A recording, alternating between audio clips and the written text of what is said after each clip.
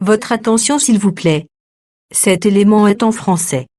Contactez-nous pour savoir s'il est aussi disponible en la langue de votre préférence. Veuillez aussi noter qu'il est en audio uniquement, dépourvu de ce fait d'image originaire.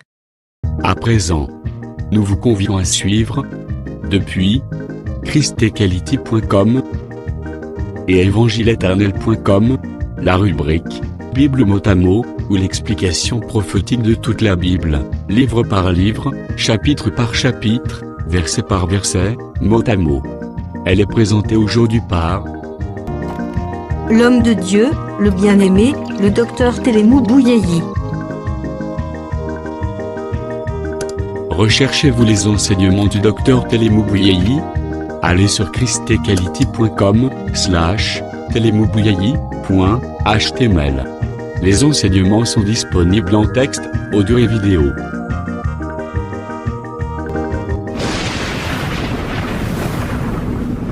Bonne édification au nom de notre commun Seigneur et Dieu Jésus-Christ. Amen.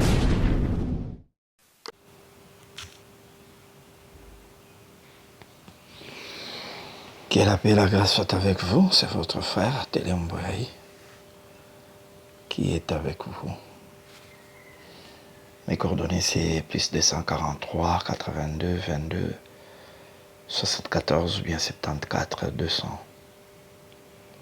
Plus 243 84 420 70 ou bien 70 68 à la fin.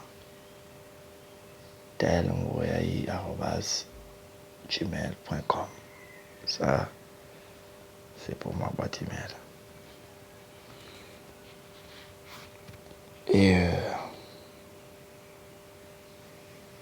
facilement, vous pouvez m'atteindre par ces coordonnées-là. Si vous avez des questions, des suggestions, des préoccupations quelconques, rapport avec l'enseignement, ou bien rapport avec votre vie, c'est par ces coordonnées que vous pouvez facilement m'atteindre.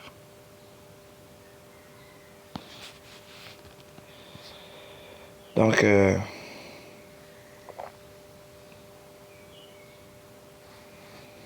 nous voulons parler de l'église de Pergame. Nous en avons déjà introduit, j'espère. Et nous voulons parler de l'église de Pergame. On fait la lecture.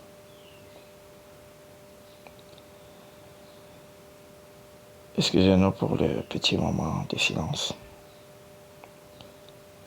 Je sais que Dieu est là. Il est là, il écoute ta prière, tes préoccupations, tes problèmes. Il est la solution, il est la réponse. Il est ta force, ta puissance. Je suis dans Apocalypse chapitre 2, verset 12.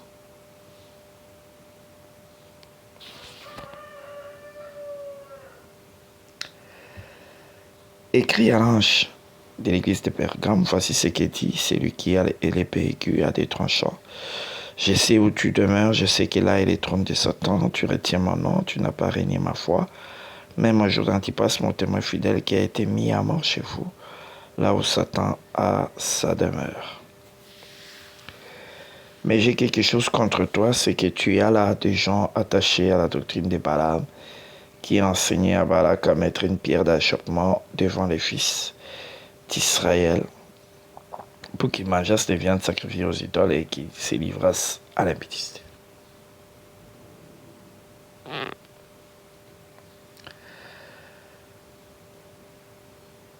Je sais, j'ai déjà expliqué pourquoi. Je sais où tu demeures, je sais que là est le trône de Satan. D'abord, le Seigneur se présente comme un juge, il a une épée. Il a l'épée à double tranchant, qui n'a autre chose que sa parole.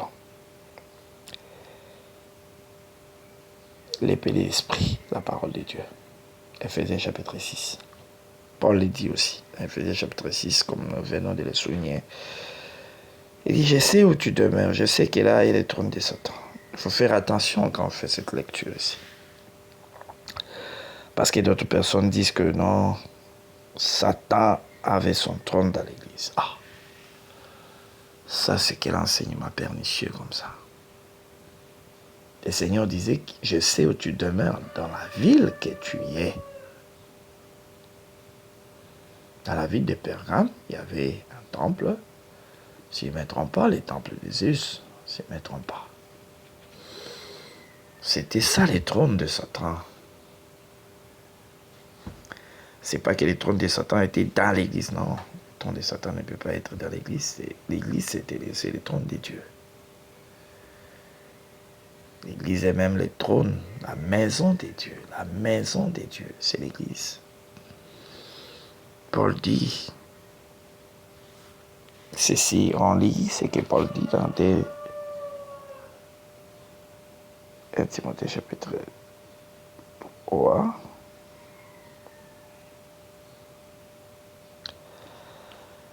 Timothée chapitre 3, verset 15, l'Écriture dit ceci.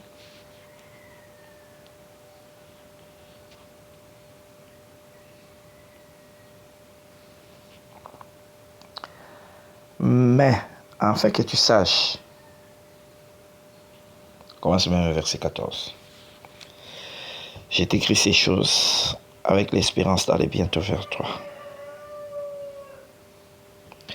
Mais afin que tu saches, si je tarde, comment il faut se conduire dans la maison de Dieu, qui est l'église du Dieu vivant, la colonne et l'appui de la vérité.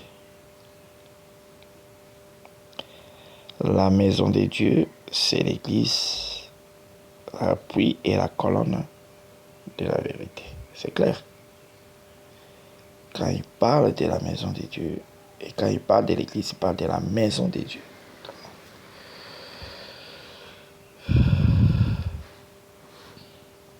Donc, Dieu lui-même est sur son trône. Il a toujours refusé de laisser l'ennemi prendre son trône. Et l'ennemi a commencé à chercher son trône. C'est depuis longtemps. C'est depuis l'éternité qu'il a cherché à prendre son trône. Et il a été précipité. C'est ce qui a toujours été la préoccupation de l'ennemi.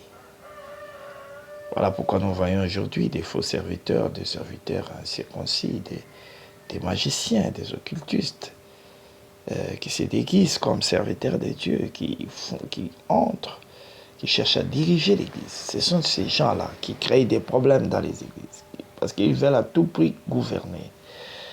Ils veulent à tout prix régner sur les autres. Si tu vois quelqu'un animé avec cet esprit, comprenez qu'il est animé d'un mauvais esprit. Il cherche à tout prix à être chef, il cherche à tout prix à être au devant des autres, dominer sur des autres, à être le tout-puissant qui règne, qui donne des ordres.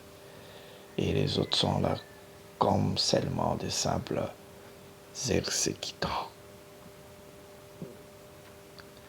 Ce sont des indices qui peuvent t'aider à comprendre que dans cette personne, il y a l'esprit du diable qui agit en lui. C'est ainsi, le Seigneur dit, je sais que là où tu demeures, c'est la ville là où l'église est. C'est dans cette demeure-là, dans cette ville-là, qu'il y a le trône de Satan. Ce n'est pas à l'intérieur de l'église. Pourquoi je dis ça? Parce que le Seigneur dit des mots forts, des paroles fortes.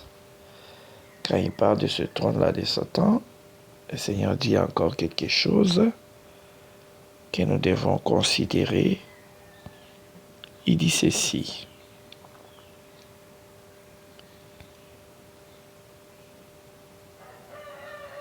Tu retiens mon nom. Je suis dans le verset 13 de l'Apocalypse 2. Je sais où tu demeures. Je sais que là est le trône de Satan. Tu retiens mon nom. Et non, tu n'as pas renié ma foi. Mais mon jour d'Antipas, mon témoin fidèle, qui a été mis à mort chez vous, là où Satan a sa demeure. Ah, le Seigneur est clair, hein? Il a dit, tu retiens mon nom et tu n'as pas renié ma foi. Tu vois, l'Église retient les noms du Seigneur. Les noms du Seigneur, c'est la parole. Ouais, chapitre 19, son nom, c'est la parole de Dieu. Au commencement était la parole était avec Dieu, la parole était Dieu, et la parole s'est faite chair. C'est clair. Et le Seigneur dit, tu n'as pas renié ma foi. C'est Dieu lui-même qui rend ces témoignages. Les témoignages de Dieu est plus grand que celui des hommes. C'est ainsi, nous disons, que le diable n'était pas à l'intérieur de cette église-là. Le diable contrôlait la ville. C'est comme Jean dit, le monde entier est sous la puissance du malin. Le Seigneur peut, en s'adressant à l'église qui est sur la terre, dire que je sais là où tu demeures, cette église qui demeure sur la terre, c'est là où se trouve le trône de Satan. Parce que le diable a mis son trône sur la terre. Il contrôle le monde entier. Comme il n'a pas eu de place au ciel, il s'est créé une place sur la terre. Et comme Dieu a choisi Israël, il a choisi Rome.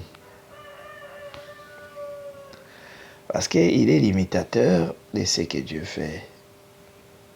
Mais il imite, il est fait dans le mauvais sens, il pervertit.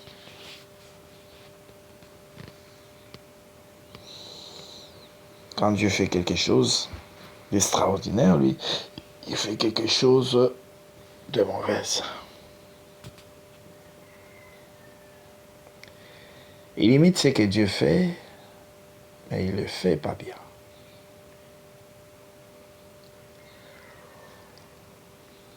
Dieu a choisi Israël, et Israël était le trône de Dieu sur la terre.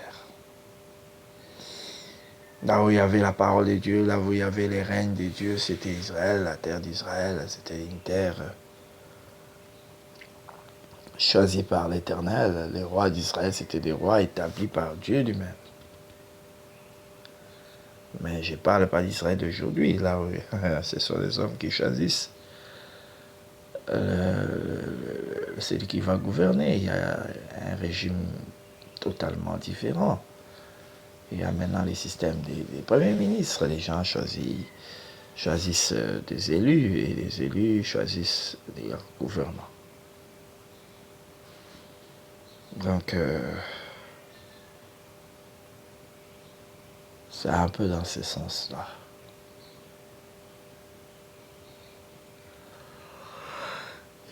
Après, en réalité, comme c'était le cas du temps de David, c'était le fils de David qui lui succédait. C'est comme ça que Dieu avait tracé les choses. Aujourd'hui, ils se sont éloignés de la parole du Seigneur. Il n'y en a plus. Et celui qui était choisi par Dieu était loin par les prophètes et les sacrificateurs. Donc aujourd'hui, il faut comprendre que les trônes de Satan, comme je venais de le dire, Dieu avait choisi Israël et Satan a choisi Rome.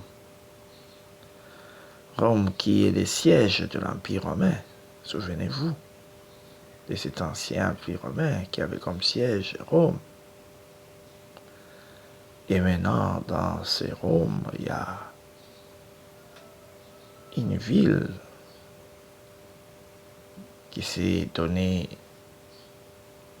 le pouvoir d'être un pays dans un pays et qui en réalité dirige le monde au travers de ce qu'il appelle l'Église, mais qui en réalité ne l'est pas. C'est comme le Seigneur disait, c'est une synagogue de Satan. Hein? C'est ce qu'il déclarait dans l'église de Smyrne. Ils se disent juifs, mais qui en réalité sont une synagogue de Satan.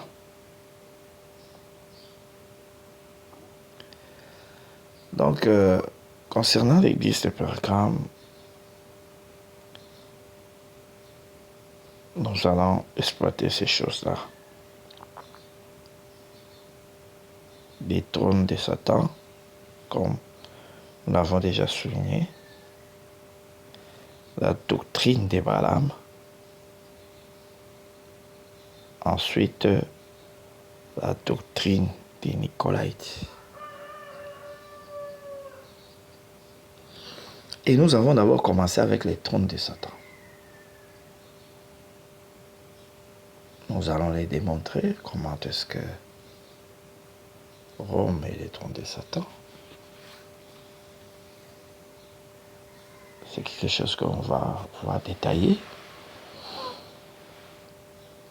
Mais pour le moment, nous voulons d'abord montrer, parce que Rome n'est pas seule, montrer que les églises, parce qu'en réalité, Rome a présenté l'église catholique, mais l'église catholique a des enfants.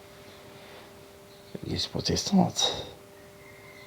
Protestant, ça a engendré aussi Pentecôte. Et Pentecôte a engendré les églises évangéliques, les groupes de prière et les églises évangéliques, dites évangéliques. Et les églises évangéliques ont engendré ce que les gens appellent le ministère des églises, mais qui sont appelés les ministères, c'est-à-dire les églises qui sont au service d'un prédicateur.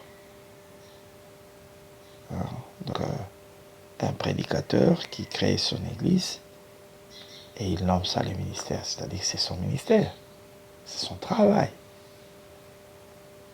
Et tous ceux-là qui travaillent avec lui, ils sont comme ces travailleurs. Vous voyez. Et ces genres de trucs, ces genres de choses, ces genres d'églises ne sont pas les églises du Seigneur. Parce que dans l'église du Seigneur, le modèle d'église du Seigneur est là. L'église de Jérusalem, il n'y avait pas de roi, il n'y avait pas de chef. Pierre ne pouvait pas dire l'église de Jérusalem, c'est son ministère. Non. Jacques non plus et Jean. C'était trois qui étaient considérés comme des colonnes. Il n'y avait pas un individu comme ça qui est supérieur à tous. Qui est supérieur à tous.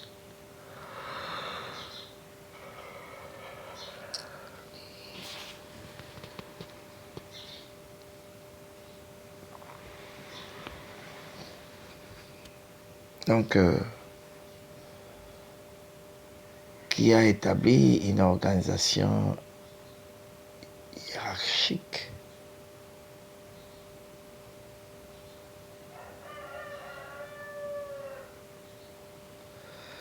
Qui a établi une organisation hiérarchique.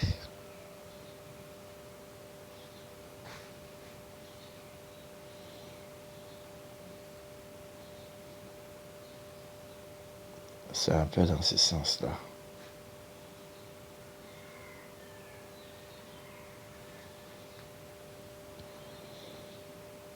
Donc, toutes ces églises-là, en réalité, leur modèle, c'est l'église catholique romaine, où il y a une organisation hiérarchique, il y a un Saint-Père, un pape, qui est au-dessus de tout.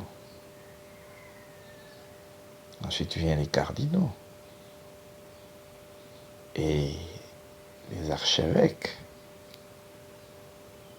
les évêques, célibataires, ce qui est étonnant. Parce que les critères bibliques pour être un évêque, il faut être marié et avoir des enfants. Mais eux n'ont pas besoin de ça, parce que c'est un truc qui ressemble à l'église, mais qui n'en est pas un. Donc c'est un peu dans ce sens-là. C'est ainsi que, après les évêques, il y a les abbés. C'est comme ça.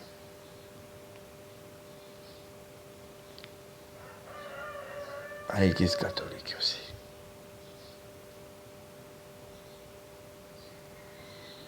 Nous voyons cette même ossature. Dans l'Église protestante, il y a un pasteur. Oui. Un seul, il est comme le chef de l'Église parce qu'il y a un seul pasteur. Et avec celui qu'on appelle son associé. Il y a un seul pasteur et un associé. Et chez les branhamistes, parce qu'ils sont des protestants. Hein, des protestants qui ont protesté en quelque sorte, mais qui ont gardé la même ossature. Il y a un pasteur et il y a son associé. Des trucs qui n'existaient pas dans la Bible. Dans la Bible, il y a les ministres de la parole.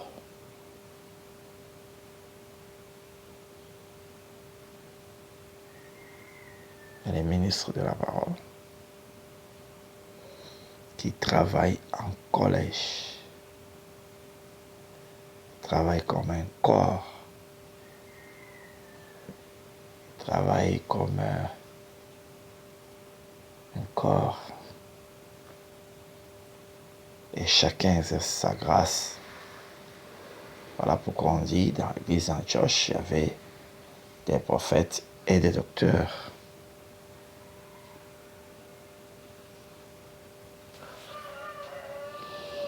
Il y avait des prophètes et des docteurs, et dans l'église du Seigneur, il y a les pères, c'est-à-dire ceux qui ont commencé la chose qui a engendré des enfants. Il y a les aînés et il y a les cadets.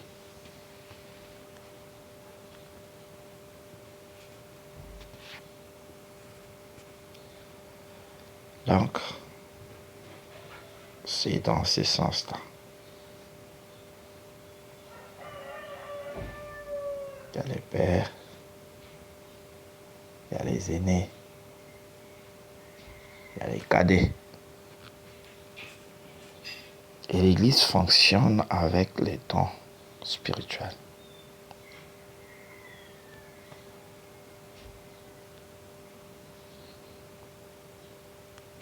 L'Église fonctionne avec les dons spirituels. Et chacun a sa grâce. Chacun exerce sa grâce. S'il y a des gens qui remplissent les critères comme pour être des anciens, ils sont anciens. Ils font le travail d'évêque pour paître les troupeaux du Seigneur. Donc en réalité, un travail pastoral.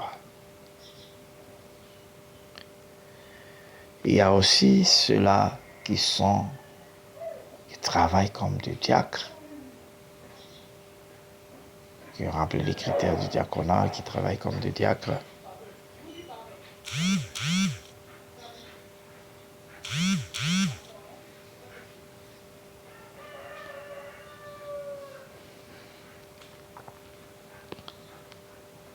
Et d'autres corps dans l'église, les dons, hein, qui ont des chantres qui sont là.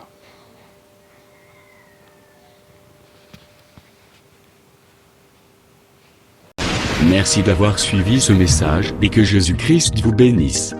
Si vous avez une question à l'intention de l'homme de Dieu, si vous voulez que l'homme de Dieu prie pour vous, si vous voulez vous confier à l'homme de Dieu, ou si vous voulez tout simplement bénir l'homme de Dieu, contactez-le directement si ses coordonnées sont disponibles depuis sa page. Sinon, contactez-nous et nous lui transmettrons vos préoccupations. N'oubliez pas de faire un tour à notre page évangélisation pour voir en quoi vous pouvez vous rendre utile à Christ par cette œuvre. Que Dieu vous bénisse tous. Amen. ChristQuality.com Les cieux en un clic de la souris. Évangile-éternel.com, le site de l'Évangile éternel. Christ Equality Foundation, équilibrer la manne ramassée dans le désert de sorte que chacun ait un maire. Branchez-vous sur christequality.com ou sur évangile-éternel.com et vous attendra au rendez-vous. La radio mondiale évangile-éternel.com, enseignement non-stop. La télé prophétique, évangile-éternel.com TV. Enseignement quantique et documentaire biblique. L'église virtuelle, assemblée et culte de prière des saints, en ligne et en direct. La rubrique Pasteur et thème. Retrouvez tous les ministres de l'Évangile éternel, en vidéo, audio et texte. La rubrique Bible révélée, explication prophétique de la Bible, mot à mot. La rubrique questions et réponses, expose les réponses des ministres à vos questions difficiles et compliquées. La rubrique prophétie et actualité, décrypte pour vous l'actualité, en rapport avec les prophéties bibliques. La rubrique Aréopage, ouvre à tous, et sans censure, le libre débat et exposition contradictoire. Évangile-éternel.com, démystifie au moyen de l'enseignement, des erreurs, des fausses religions, églises, doctrines et philosophies. Nos enseignements confrontent l'apostasie et les idées préconçues pour vous attacher à la saine doctrine. Vous y trouverez de l'exhortation, du réconfort spirituel et de l'incitation à vous sanctifier. Sur évangile-éternel.com, sollicitez une requête de prière, et les ministres et plusieurs saints prieront pour vous. Retrouvez des cantiques chantés par des saints et des cantiques instrumentaux. Venez y apprendre d'autres langues à travers la Bible audio multilingue. Les enseignements sont en toutes les langues. évangile-éternel.com, le site de l'Évangile éternel. Motivez-nous en souscrivant à l'une de nos chaînes YouTube, celle de votre préférence linguistique.